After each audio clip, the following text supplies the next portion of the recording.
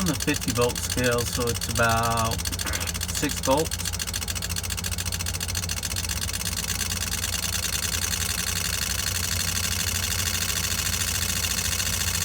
There's 12.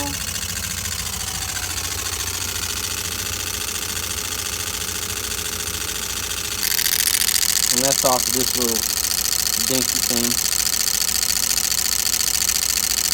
It's got one bearing in the front and a bushing in the back, and it's really not, it's just a motor, but it's a good motor.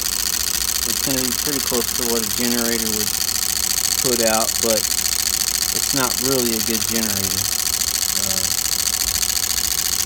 It doesn't have enough coils in it. I don't like the way it's designed for a generator either, so there it is.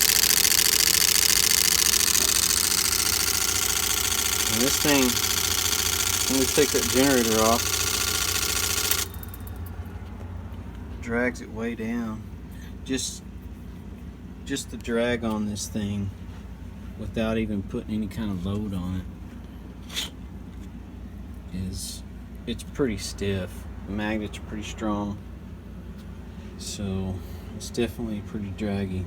If I leave it at the same voltage, turn it on. Just running this motor is about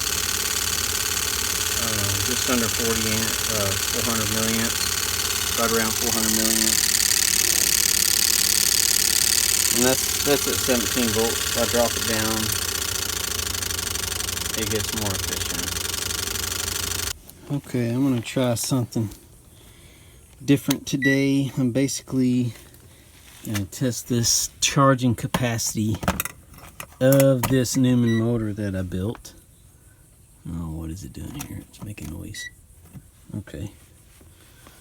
My charger for my golf cart's crapped out, so I'm gonna see if I can charge it with this. Okay, it shows 36.74 volts. Let's see if it goes up when I turn this on.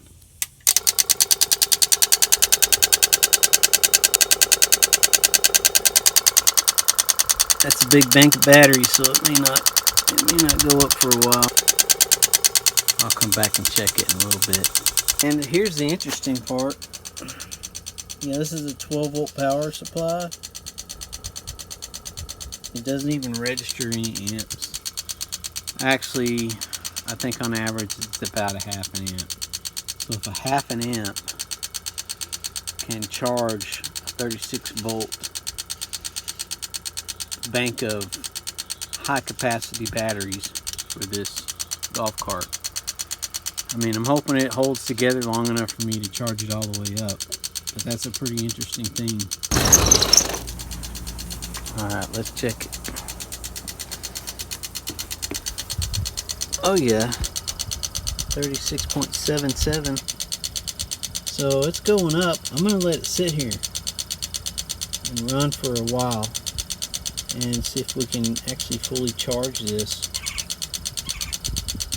So let's give it like another hour or so. Okay, it's an hour later. Let's see what she's showing now.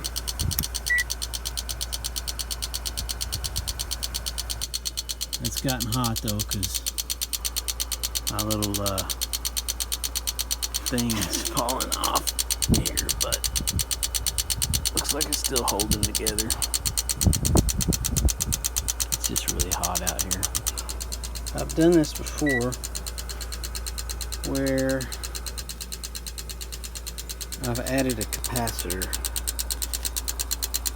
and I had this capacitor across coil because I think it actually will capture more of the back EMF. I'm going to put that on there and let's just see how it affects our charging. We're out another hour later.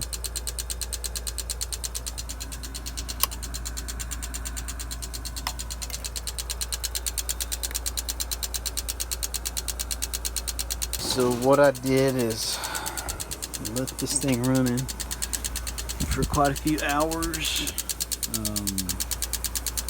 Let's see if it's improved at all.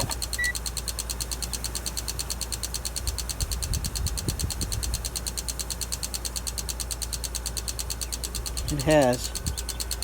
It's gone up. The only thing is this is such a huge bank of batteries that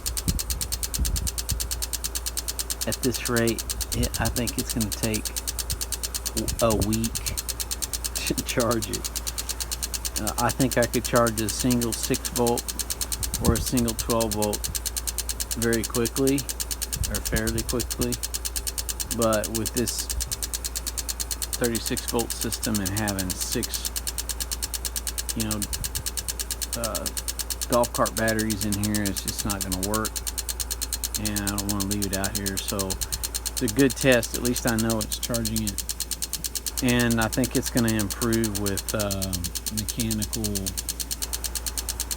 commutator instead of having this set of relays and stuff. I think it'll improve because a lot of this energy is lost in the relays and all this stuff that's going on. So it's a good test. I figured I'd share it with you.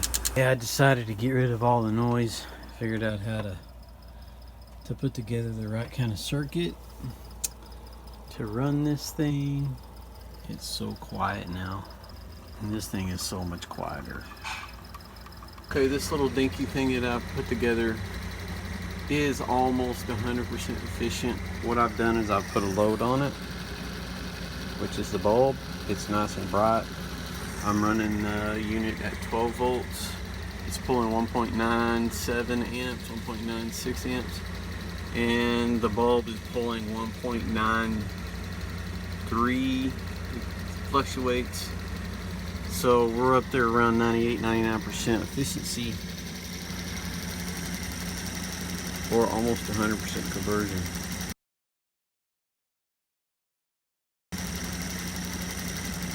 Very interesting.